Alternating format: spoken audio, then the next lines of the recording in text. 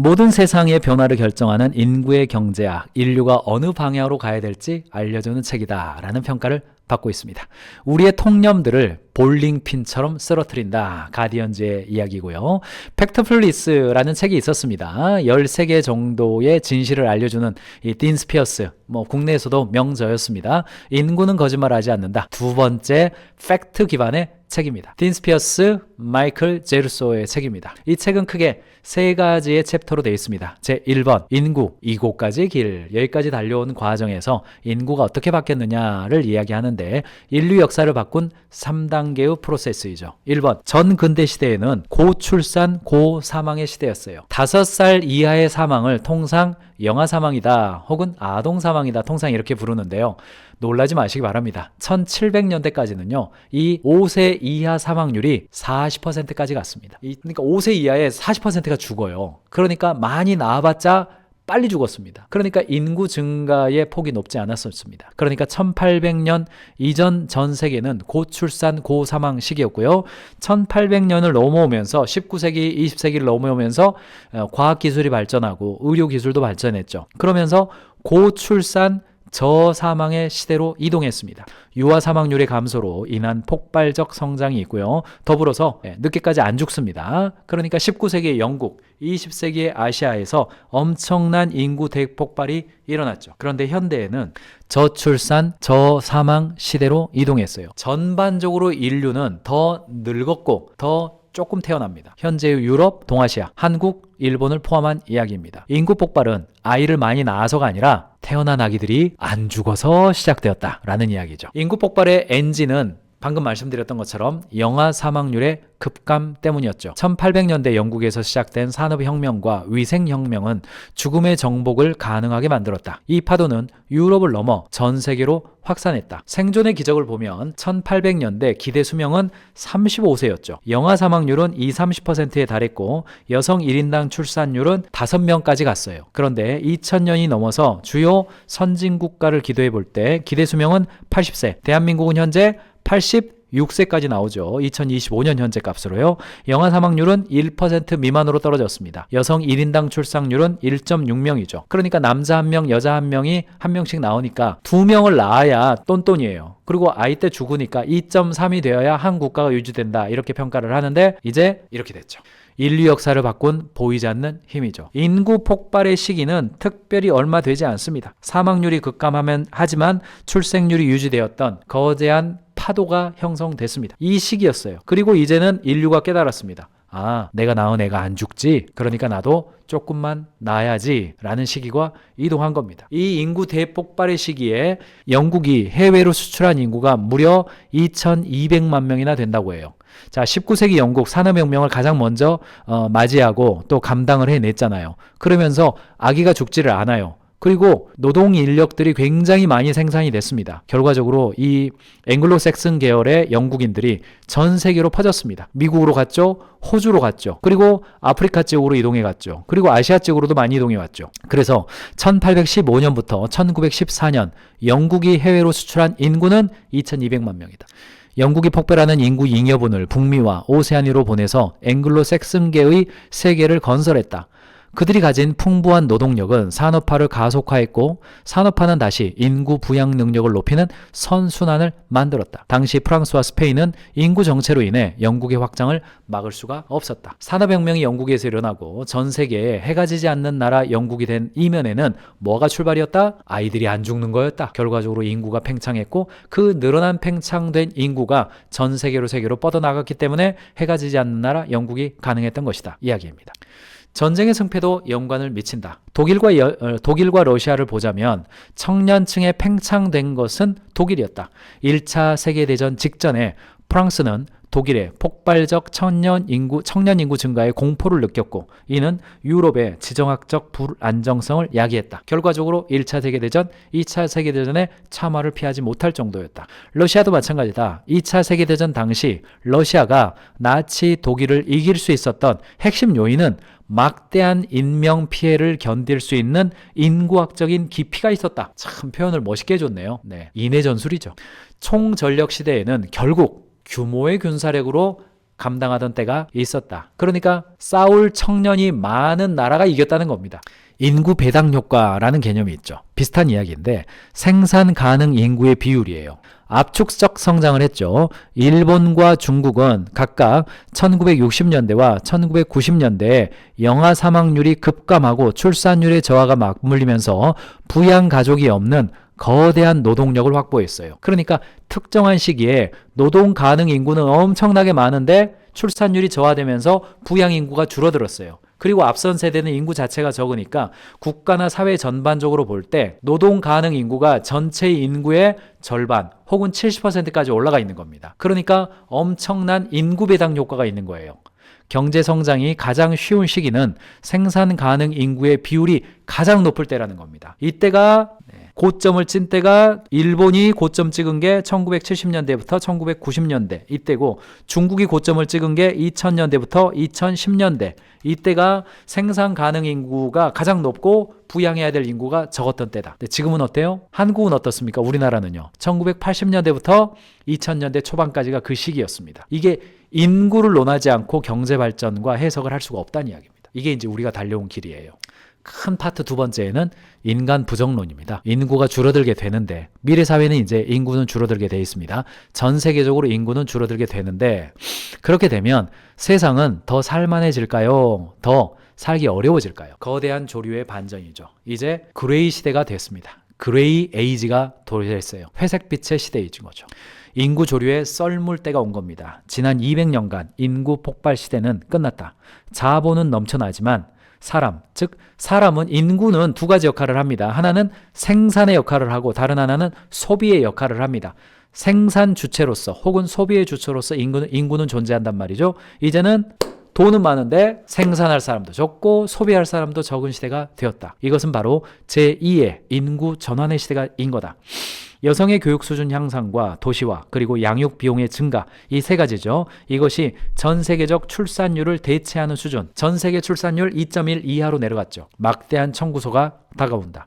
인구의 감소는 곧 고령 인구화를 의미한다. 이는 연금, 의료비가 급증하고 노동 생산성 하락을 동반해요. 1950년대에는 15세에서 64세 인구가 전체의 절대 다수를 차지했는데 2050년이 되면 다 세금을 받아야 되는 사람들만 채워지고 세금 낼 사람은 적어들어요. 누가 병원비를 내고 누가 연금을 지불할 것인가? 인구학적인 겨울이 오는데 그것은 경제적 혹한이 될 것이다 라는 겁니다. 녹색의 역설이죠. 인구가 감소하면 환경도 구원이 되고 타노스처럼 지구인을 손가락 한번 딱 튀기면 인구가 절반이 확 줄어들어요. 그러면 지구는 살아나고 지구는 안 아파요. 지구는 역사적으로 아픈 적이 없습니다. 지구는 다 그대로 있었어요. 지구에서 살고 있는 인간이 아픈 거지. 멜서스적 오류죠. 인구가 감소되면 환경이 회복될 것이다. 멜서스의 권고잖아요. 그런데 멜서스의 예측은 여러 가지 면에서 다 틀렸습니다. 이 혁신도 간과했고 인구가 이렇게 갑자기 줄어들 거라는 것을 예측하지도 못했고 그리고 환경이 개선될 거라고 봤지만 인구가 줄어든 곳에서 환경이 좋아요? 그렇지 않습니다. 다르죠. 깨끗한 환경은 빈곤한 인구 감소 국가가 아니라 부유하고 기술이 발전한 국가에서 달성되더라. 발달한 국가가 고밀도에 고기술에 청정 지역을 유지하고 오히려 저밀도에 저기술에 오염이 많은 국가들에서 오히려 환경은 안 좋아지더라. 환경 문제를 해결하는 것은 사람의 부재가 아니라 결국 기술과 자본이 환경 문제를 해결하지 사람이 줄어든다고 환경 문제가 해결되는 건 아니다. 그러므로 타노스 너 틀렸어. 요 이야기죠. 그러면 인간 긍정론, 인구는 왜 중요한가라는 거죠. 첫 번째는 혁신은 숫자가 만들어요. 저와 여러분들은 어때요? 혁신이라고 하는 거 이스라엘을 창업국가라고 통상 부르죠. 이스라엘은 인구수가 몇백만이 안 되기 때문에 대학을 졸업한 다음부터 창업을 할 때 그 머릿속에 있는 시장은 전 세계적인 시장을 상정합니다. 그러나 한국은 어때요? 대학을 졸업한 다 창업을 하면 시장이 어디예요? 5천만 명이죠. 그래서 시장 사이즈 100만 명입니다. 저희는 마켓 규모를 30만 명으로 잡습니다. 그래요. 이스라엘 친구들이 보면 약간 웃기죠. 자기들은 80억을 대상으로 만들고 있는데 뭐예요? 혁신은 시장의 규모가 크면 클수록 더 깊은 혁신이 나온다는 겁니다. 아이디어는 사람에게서 나온다. 인구 밀도는 기술적 진보와 복잡한 경제 시스템을 유지하는 핵심 동력이 된다. 구매자, 엔지니어, 글로벌 공급망, R&D 자본 이 모든 것들이 내가 혁신을 했을 때 그것을 구매해 줄 수 있는 시장의 사이즈에 따라서 연관성이 있다. 그러므로 인간은 전염병이 아니라 해결책이다. 이걸 우리는 인구 배당 효과라고 그러죠. 역사적으로 인구 대국은 곧 경제 및 군사 대국이었다. 영국의 제국주의, 미국의 20세기 패권, 그리고 중국의 부상은 모두 인구 폭발과 궤를 같이 한다. 1850년대의 영국과 유럽의 제국주의 확장은 이 시기에 유럽의 폭발적인 인구 성장이었고 미국도 마찬가지다. 세계 경제의 50%를 점유했던 1950년대 미국도 폭발적 인구 증가가 있었다. 자, 미래에 2050년 정도 되면 아마도 사하라 이남 아프리카, 그러니까 적도 지역 아래의 아프리카, 지금의 이제 남아프리카 공화국이나 일부 위로 쭉 살짝 올라오면 가나 같은 그런 곳이죠. 온대 지역의 아열대 지역이죠. 거의 가깝기 때문에 그쪽이 아마도 인구가 급증하는 시기가 될 텐데 거기가 전 세계적인 패권 국가가 될 가능성도 있다라고 조심스럽게 좀 보는 겁니다. 자, 결론 부분이죠. 앞에 놓인 길이 어떻게 될 거냐. 미래는 이제 세 가지다. 1번, 더 늙을 거다. 2번, 인류의 압력이 지구에 끼치는 영향은 줄어들 거다. 3번, 인종적으로 더 다양해질 거다. 부유해지기 전에 늙어버리는 사회, 혁신의 부족과 부양 부담이 증가하는 회색 지구로 갈 거냐, 회색 인류로 갈 거냐, 아니면 인구의 감소로 토지와 자원에 대한 압박이 감소해서 경제적 대가 지불이 불필요해. 그냥 인구가 많이 줄어들어가지고 자연 속에서 인간이 살아갈 거냐. 그리고 마지막으로 유럽과 북미의 인구 구성이 변화되고 이민으로 인한 다인종, 다문화 사회가 가속화할 거냐. 세 가지죠. 그거는 이제 인구학적인 트릴레마입니다. 세 개의 뿔 효과이죠. 세 가지입니다. 경제선장. 경제선장이 앞으로 계속 이루어지는 것, 저출산 문제가 더 심화되는 것, 민족적 연속성에 대해서 정치적으로 강조되는 것. 이 세 가지의 뿔이에요. 저와 여러분들 대한민국도 비슷하지 않습니까? 비슷해요. 자, 경제성장과 민족적 연속성을 준비한다. 그러면은 다산 모델로 갈 거다. 이스라엘이죠. 이스라엘의 출산율이 비교적 높은 나라입니다. 그런데 경제 성장이 이루어지지만 저출산으로 가면 어떻게 되냐? 이민 중심형 국가가 된다. 영국이나 미국의 모델로 갈 거다. 그런데 민족적 영체성을 강조하면서 저출산이다. 그러면 아마도 스태그플레이션으로 갈 거다. 스태그네이션, 정체된 국가 모델로 갈 거다. 어디예요? 일본이죠. 이렇게 가게 될 거다라고 보는 겁니다. 그래서 선택은 세 가지예요. 1번, 영국 모델이죠. 대규모 이민과 경제 성장이죠. 낮은 출산율을 상쇄하기 위해서 이민을 허용하면서 노동력 충원하고 경제 규모를 유지할 거다. 지난 25년 동안 영국은 1066년 노르망 정복 이후 가장 빠른 인종적 문화적 변화를 겪었죠. 영국 사회에 간간히 여러분들 들으셨을 겁니다. 이민자들이 굉장히 자기 주장을 강조하는 그런 사회가 돼 있죠. 경제적 활력은 유지되나 브렉시트 같은 사회적 마찰, 정체성 갈등 비용 많이 발생합니다. 지금 영국이 그런 상황입니다. 영국 모델로 가게 될까요? 아니면 반대로 일본 모델도 있습니다. 민족적 연속성과 경제는 정체되는 거죠. 이민을 엄격하게 제한하면서 사회적 동질성과 안전을 최우선으로 유지해요. 인구의 98%가 정통 일본입니다.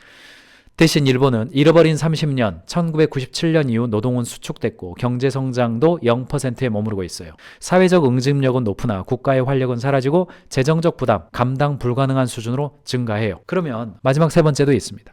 다산과 번영의 공존이 있어요.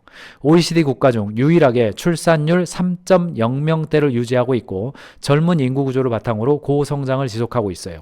문화적, 종교적 가치관과 경쟁적 출산에 역학이 작동하고 있습니다. 이민 없이 성장과 연속성을 모두 잡는 유일한 길이지만 현대 세속적 국가들이 모방하기 가장 어려운 모델이죠. 이스라엘은 정통 유대교죠. 그렇기 때문에 이 종교적 모델이 좀 있는 겁니다. 출산을 장려하는 그런 가치관이 오랫동안 유지되고 있기 때문에 가능한 거고, 동시에 국가의 사이즈가 너무 작기 때문에 이것이 전 세계적으로 확산할 수 있느냐는 한계가 있는 겁니다.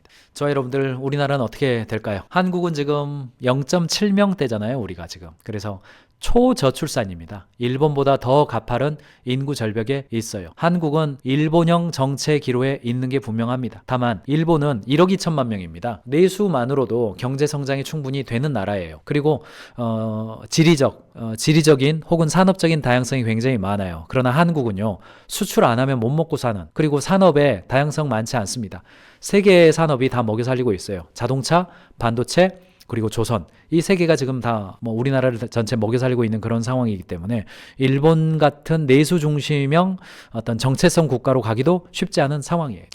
AI로 노동을 대체하거나 과감한 이민을 받거나 아니면은 사회 구조를 개혁해서 출산율을 반등시키거나, 어떤 게 가장 트릴레마 중에서 어떤 게 바람직할까요? 한국 문명은 독특하고 아름답지만 현재의 인구 감소율로는 유지가 불가능하다. 인구학적 과정은 잔인하고 급격할 수밖에 없다. 결과적으로 셋 중에 하나입니다. 1번 노동의 대체를 얻어내든지 2번 실버 이코노미를 만들어서 나이가 먹어서도 계속해서 세금을 내는 사람으로 유지가 되든지 아니면 인재를 영입하고 포용적인 조직 문화가 되어서 다양성을 확보하고 이민자도 받고 그렇게 되든지 셋 중에 하나다. 이 트릴레마 중에서 어느 것 하나가 다 쉽지 않죠. 트릴레마 중에서 어떤 방향으로 갈지를 고민해야 될 것 같습니다. 인구는 거짓말을 하지 않는다. 팩트플리스의 저자 딘 스피어스의 책이었습니다.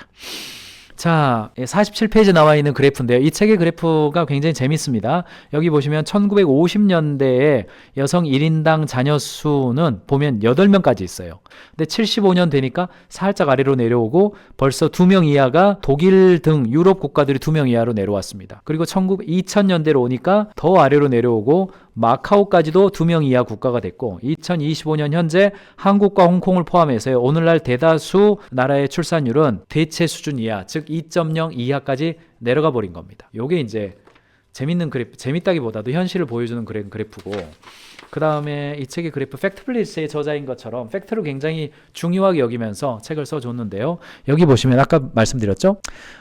아동 사망으로부터의 대탈주인데 5세 이전에 죽는 아동의 비율인데 보십시오. 프랑스 기준으로 볼 때 프랑스가요 1700년대에 5세 이전에 죽는 아동의 비율이 무려 47%입니다. 여기 47%예요. 그리고 스웨덴이 34%입니다. 이때 1700년이면 우리나라의 영조 정조 시대거든요. 탕평책을 시행하고 뭐 이렇게 과전법을 확대하고 뭐 이런 때예요. 아직 이 조선이라는 나라가 그래도 군대도 좀 있고 지방 관료들도 중앙에서 관리가 되던 그런 시기예요. 영정조 시대에 5세 이하의 70%가 죽었어요. 그러니까 한 여성은 인생 전체를 통해서요 10명 나 10명 그러면 3명 건지는 거예요. 후반부에도 재밌는 통계들이 굉장히 많이 나오는데 이 책에는 커리어와 출산 이야기가 나오는데요. 나중에 여러분들이 한 번씩은 읽어보실 것을 권해드립니다.